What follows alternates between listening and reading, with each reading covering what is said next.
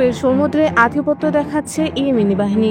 আন্তর্জাতিক শিপিং লেনে ভয়ঙ্কর হামলা চালিয়েছে হুথি বিদ্রোহীরা। আডেন উপসাগরের ডাচ পতাকাবাহী একটি কার্গো জাহাজে ক্ষেপণাস্ত্র ছুড়ে হামলা চালায় ইয়েমেনি বাহিনী। হুথিদের ক্রুজ মিসাইল হামলায় ডাচ পতাকাবাহী মিনার ভাগরাখর জাহাজ ভয়াবহ ক্ষতিগ্রস্ত হয়। 2 নাবিক আহত হন, 19 জনকে দ্রুত সরিয়ে নেওয়া হয়। হুথিদের দাবি জাহাজটি অধিকৃত ফিলিস্তিনে প্রবেশের নিষেধাজ্ঞা ভেঙেছিল। জাহাজের মালিক বলছে তারা আন্তর্জাতিক সংস্থা ও বিশেষজ্ঞদের সঙ্গে কাজ করছে জাহাজকে নিরাপদ করার জন্য।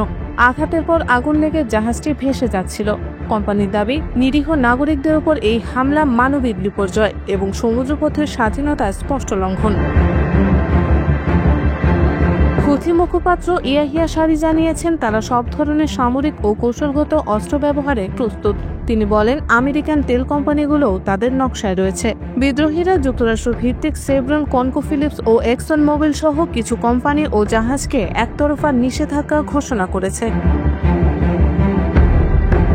গাজায় ইসরায়েলের স্থল অভিযান আর যুদ্ধবিরতির ব্যর্থ আলোচনার মধ্যেই হামলা চালানো হলো।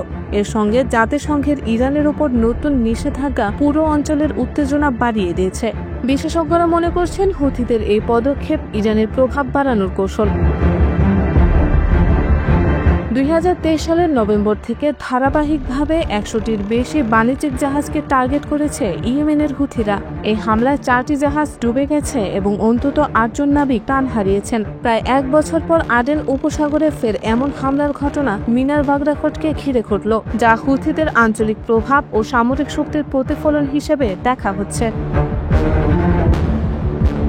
বিশেষজ্ঞরা বলছেন লোহিত সাগর ও আডেন উপসাগর দিয়ে প্রতি বছর প্রায় $1 ট্রিলিয়ন পণ্য পরিবহন হয়। এ পথে হুথিদের হামলা কেবল ইসরায়েলকেই নয়, ইউরোপ ও এশিয়ার সরবরাহ শৃঙ্খলকেও ঝুঁকির মুখে ফেলছে। মার্কিন নৌবাহিনীর যৌথ তথ্য কেন্দ্র প্রথমে জানায় আক্রান্ত জাহাজটির সঙ্গে ইসরায়েলের কোনো সরাসরি সম্পর্ক নেই, তবে পরে তারা সম্ভাব্য সংযোগ খতিয়ে দেখার কথা জানিয়েছে। ওয়াশিংটনের সামনে এখন দ্বিমুখী চ্যালেঞ্জ, গাজার যুদ্ধ ঘিরে কূটনৈতিক চাপ সামলানো এবং একই সঙ্গে আন্তর্জাতিক সমুদ্রপথের নিরাপদ বাণিজ্য নিশ্চিত করা। কিন্তু হুথিদের ধারাবাহিক হামলা যুক্তরাষ্ট্র ও মিত্র নৌবাহিনীর জন্য পরিস্থিতি নিয়ন্ত্রণকে আরও জটিল করে তুলছে। নিরাপত্তা বিশ্লেষকদের আশঙ্কা, হুথিরা যদি আডেন উপসাগরকেও নিয়মিত হামলার আওতায় আনে তবে বৈশ্বিক জ্বালানি ও পণ্যের দামে বড় ধাক্কা আসবে। পাশাপাশি সামুদ্রিক বাণিজ্য পথে বিমা খরচ ও জাহাজ ভাড়াও আরও বেড়ে যাবে। আডেন উপসাগরের ডাচ জাহাজে হুথিদের ক্ষেপণাস্ত্র হামলা শুধু একটি আলাদা ঘটনা নয়, বরং মধ্যপ্রাচ্যের চলমান যুদ্ধ, ইরান ইসরায়েল উত্তেজনা এবং যুক্তরাষ্ট্রের বৈশ্বিক প্রভাবের টানাপোড়েনেরই বহিঃপ্রকাশ।